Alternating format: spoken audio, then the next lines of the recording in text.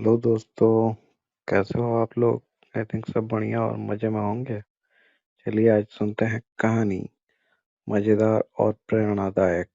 सुनिए और मज़े लीजिए। और हाँ, चैनल में नए हैं तो सब्सक्राइब जरूर से कर लीजिएगा।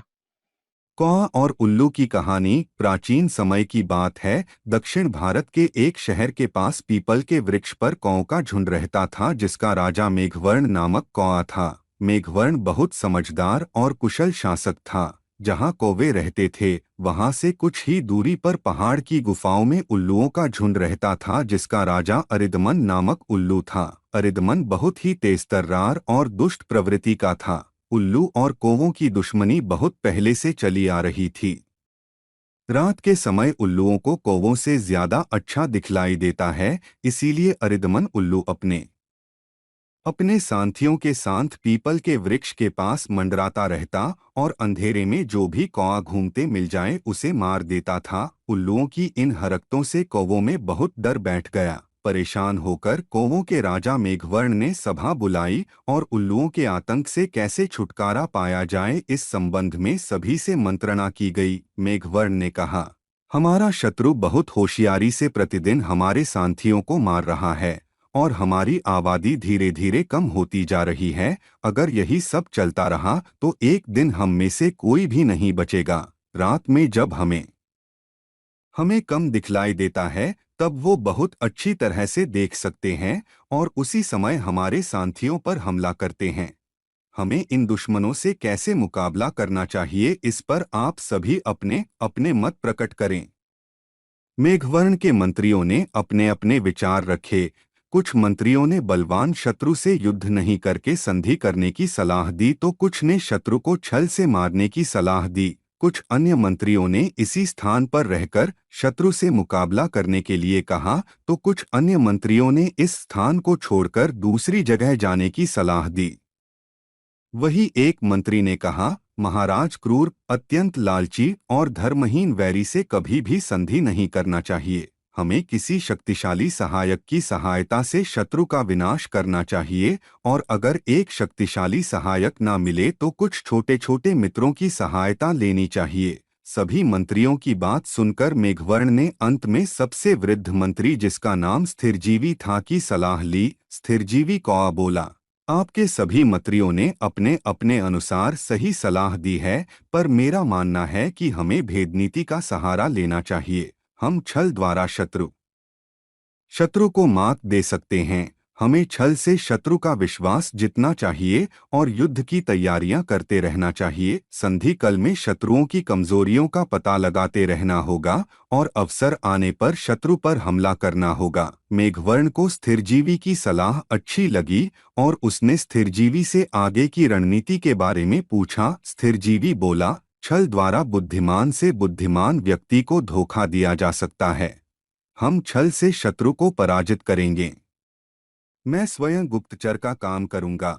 आप मेरे साथ विवाद करें और सभी के सामने मुझे अपनी अपनी चोंच से मारकर लहूलुहान कर देना। इसके बाद आप दलबल और परिवार सहित सुरक्षित स्थान पर जाकर रहना। मैं तब तक उल्लुओं का विश्वास जीत लूंगा और हम उनके भेद जानकर उन पर हमला का उनका विनाश कर देंगे। फिर आप वापस इसी जगह आ जाना। मेघवर्ण कौए ने स्थिरजीवी की रणनीति पर कार्य करते हुए उससे विवाद शुरू कर दिया। उनके विवाद में कुछ कौवे बीच बचाव के लिए भी आए, पर मेघवर्ण ने उन्हें दूर हटाते हुए कहा, यह स्थिरजीवी हमारे शत्रुओं से मिला हुआ है और उन्हें हमारे सारे भेद बतला दिए हैं। अब हमारा इस स्थान पर रहना रहना उचित नहीं है। इतना बोलकर उसने स्थिरजीवी पर अपनी चोंच से हमला कर उसे लहूलुहान कर दिया और पेड़ के नीचे छोड़कर अपने झुंड और परिवार सहित एक सुरक्षित स्थान पर चला गया। यह बात गुप्तचरों के माध्यम से उल्लुओं के राजा अरिदमन को पता चली। वह तुरंत ही अपने दलबल के साथ उस स्थान पर पहुंचा जिधर कौवे रहा करते थे, परंतु उलुकराज को उधर कोई भी कौआ नहीं मिला। उल्लुओं को देखकर पेड़ से नीचे गिरे स्थिरजीवी कौवे ने कराहना शुरू कर दिया। कौवे के कराहने की आवाज सुनकर सभी उल्लू उसके पास पहुंच गए और कुछ उल्लुओं ने उल्लुओं ने उस पर हमला करना चाहा, परंतु उल्लुओं के राजा अरिदमन ने उन्हें हमला करने से रोकते हुए कहा, यह अकेला है और घायल भी, हम इसे कभी भी मार सकते हैं, परंतु इससे हमें कई राज भी जानने को मिल सकते हैं। जैसे है, उल्लुओं का राजा अरिदमन स्थिरजीवी कौवे के पास पहुंचा। स्थिरजीवी उसे प्रणाम कर बोला, महाराज, आप बहुत बलशाली है। हम कौवों का राजा मेघवर्ण आप पर हमला करना चाहता था। मैंने उसके समझाया कि हम उल्लुओं से लड़ाई में नहीं जीत सकते, हमें उनसे संधि कर लेना चाहिए, इससे कम से कम हमारे प्राण तो बच जाएंगे। किंतु उसने मुझे उल्लुओं का हितैषी समझकर मार मार कर लहूलुहान कर दिया। उसे लगा अब आप उस पर आक्रमण कर देंगे, इसीलिए मुझे मृत समझकर किसी सुरक्षित स्थान पर चला गया। मैं अब आपकी शरण में हूँ और अब मेरे जीवन का लक्ष्य अपने अपमान का बदला लेना है। अगर आप मुझे अपने साथ रखेंगे तो मैं अवश्य ही आपके काम आऊंगा। स्थिरजीवी कौए की बात सुनकर उल्लुओं का राजा असमंजस में पड़ गया। उसने अपने मंत्रियों की सलाह ली। कुछ ने कहा कि इसे मार देते हैं, तो कुछ मंत्रियों ने स्थिरजीवी को अपने साथ मिलाकर कौवों के भेद जानने की बात कहकर और शरणागत की रक्षा करते हुए उसे जीवन दान देने की बात कही। उल्लुओं में रक्ताक्ष नामक एक चालाक होशियार मंत्री भी था। उसने स्थिरजीवी का बहुत विरोध किया, परंतु उसके विरोध के बाद भी स्थिरजीवी कौए को उल्लुओं के यहाँ शरण मिल गई। रक्ताक्ष अपना अपमान सहन नहीं कर पाया और अपने साथियों को एकत्र कर कहा, अब मुझे उल्लुओं का सर्वनाश दिखलाई दे रहा है। यह चालक कौवा अपनी नीति में सफल हो गया है। अब हमें किसी दूसरे स्थान पर रहना चाहिए। इस प्रकार उल्लुओं का एक समझदार मंत्री उनसे अलग हो गया। रक्ताक्ष के चले जाने से स्थिरजीवी कौआ बहुत खुश हुआ, क्योंकि अब उसका काम बहुत आसान हो गया था। उल्लुओं के मंत्रियों में रक्ताक्ष ही सबसे चतुर, होशियार और दूरदर्शी था। इसके बाद स्थिरजीवी कौआ उल्लुओं के विनाश की तैयारियों में जुट गया। वह प्रतिदिन छोटी छोटी लकड़ियां एकत्र करता और पर्वत के गुफाओं के पास उन्हें जमा देता था। जब लकड़ियां पर्याप्त मात्रा में एकत्र हो गई तो वह दिन के समय, जब उल्लुओं को कम दिखलाई देता है, कौवों के राजा मेघवर्ण से मिलने पहुंच गया।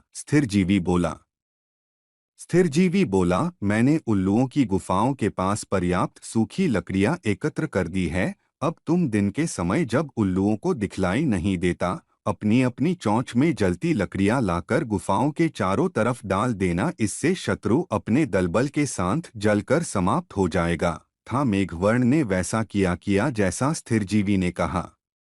सभी कौवे अपनी अपनी चोंचों में जलती लकड़ी ले गए और उल्लुओं की गुफाओं के चारों तरफ फैला दी। इससे उल्लुओं के घर जल गए और कौवों की शत्रु सेना नष्ट हो गई। उल्लुओं का विनाश के बाद मेघवर्ण अपनी सेना और परिवार सहित उसी पीपल के वृक्ष पर लौट आया और उसने सभा बुलाकर स्थिरजीवी कौए का सम्मान कर आभार जताया। कौवों द्वारा मिल रहे सम्मान से स्थिरजीवी बहुत खुश था। उसने कहा, शत्रु के बीच रहने वाले गुप्तचर को मान अपमान की चिंता छोड़कर सिर्फ अपने देश और राजा की भलाई के बारे में ही सोचना चाहिए।